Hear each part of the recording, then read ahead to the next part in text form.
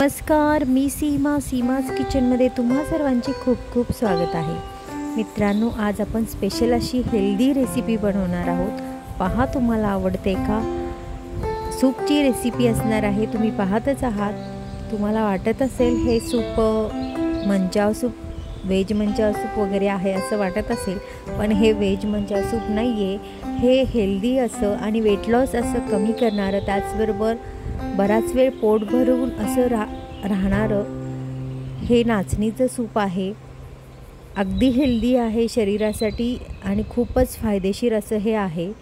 चला तर मग याची आपण रेसिपी पाहूया। यासाठी लागणार आहे आपल्याला नाचणीचा आटा लागणार आहे।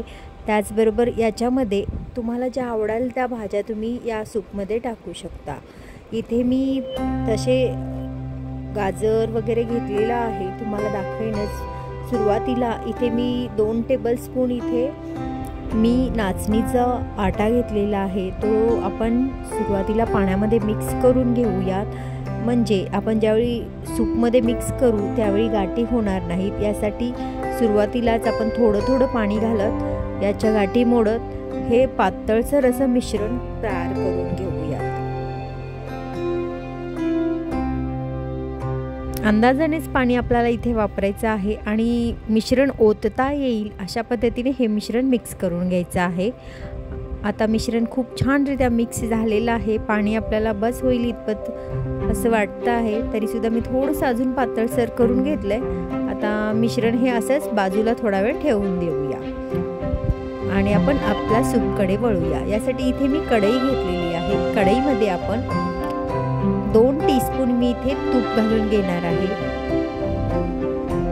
तुम्ही तुपाऐवजी तेल जरी घातले तरी सुद्धा चालेल किंवा बटर जरी घातले तरी सुद्धा चालेल। आता थोडेसे तूप गरम झाल्यानंतर यामध्ये मी 1 टीस्पून अद्रक अगदी बारीक चिरून घेतलेला आहे आणि 1 टीस्पून लसूण हे सुद्धा बारीक चिरून घेतलेला आहे। थोडंसं आपण या तुपामध्ये थोडंसं परतवून घेऊया। याचसोबत मी 1-2 हिरव्या मिरच्या घातलेल्या आहेत बारीक चिरलेल्या, त्यासुद्धा आपण या तुपामध्ये छान लसणासोबत परतवून घ्यायच्या आहेत। जास्त असं परतवायचं नाही आहे, थोडंसं भाज्या आपल्याला ज्या परतणार आहोत त्या थोड्याशा क्रंची लागण्यासाठी अर्ध्या कच्च्या राहतील अशा पद्धतीनेच आपण परतवून घेणार आहोत। आता इथे मी एक छोटासा पातीचा कांदा वापरलेला आहे, तो मी बारीक चिरून घेतला आणि तोच इथे मी वापरलेला आहे। त्याचबरोबर मी याच्यामध्ये फरसबी घातलेला आहे, गाजर घातलेला आहे आणि इथे कॉर्नसुद्धा मी घातलेले आहेत। प्रत्येकी 1/4 कप अशा पद्धतीने मी इथे भाज्यांचा वापर केलेला आहे। याच्या व्यतिरिक्त जर तुम्हाला अजून काही भाज्या आवडत असतील सूपमध्ये तरी त्यासुद्धा तुम्ही घालू शकता। आता भाज्या थोड्याशा या तुपामध्ये परतून झाल्यानंतर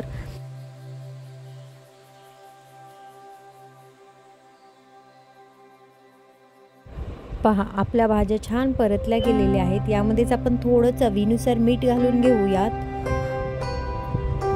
तसेच याच्यामध्ये आपल्याला अर्धा टीस्पून इथे मी मिरी पावडर घालून घेतलेली आहे आणि मी इथे 1 ते 1.5 ग्लास पाणी वापरणार आहे, म्हणजे तुम्हाला सूप जितपत हवा आहे। मी इथे जवळपास 2 लोकांसाठी मी बनवते, त्यामुळे इथे मी 1.5 ग्लासच पाण्याचा वापर केला आहे। त्याचबरोबर इथे मी 1 टीस्पून व्हिनेगर घालून घेतलेला आहे। हे थोडंसं आपल्याला उकळू द्यायचं आहे। भाज्या आपल्याला या सूपमध्ये जास्त शिजलेल्या नको आहेत, त्यामुळे भाज्या जास्त शिजवायच्या नाही आहेत। थोड्या परतून घेतल्यात, त्यामध्ये अर्ध्या कच्च्या झालेल्याच आहेत आणि लगेच उकळी आल्यानंतर आपण जे पिठाचं मिश्रण बनवून घेतलेलं आहे नाचणी पिठाचं, ते याच्यामध्ये घालून 1 ते 2 उकळी काढून घ्या। जसं तुम्ही पीठ ओतत राहाल तसं तुम्ही कंटिन्यू हलवत राहा, म्हणजे पिठाच्या गाठी होणार नाहीत आणि 1 ते 2 उकळी आणून हे सूप अगदी पिण्यासाठी रेडी आहे। आता आपल्या सूपला उकळी देखील आलेलीच आहे।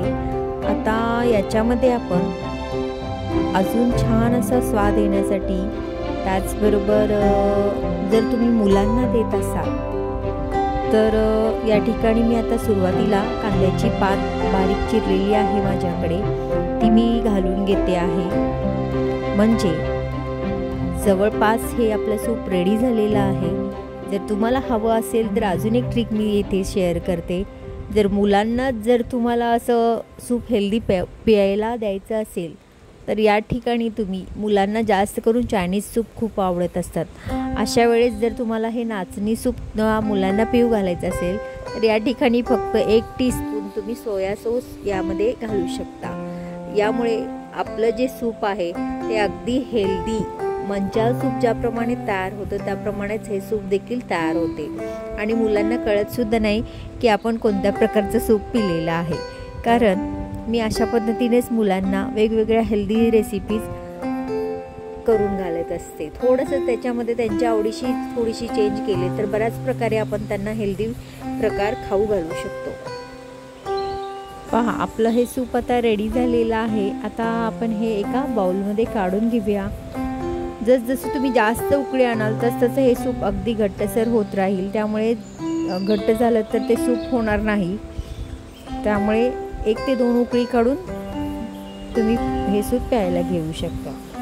इथे मी हे सूप सर्व करत असताना मी बाउलमध्ये घेणार आहे. त्याचबरोबर याच्यामध्ये मी लिंबू पिळून हे सूप सर्व करणार आहे.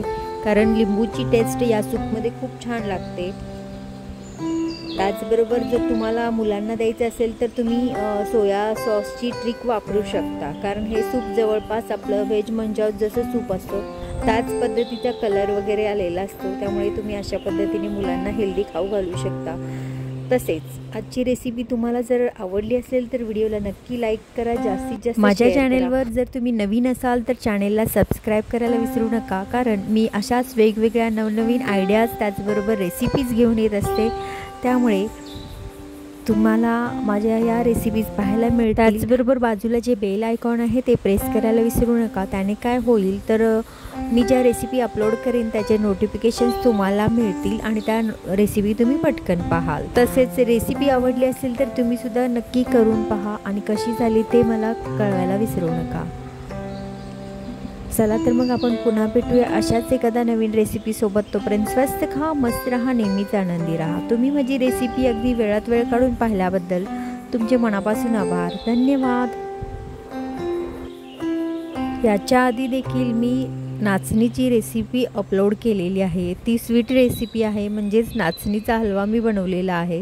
त्याची लिंक मी शेअर करते, ती सुद्धा नक्की पहा.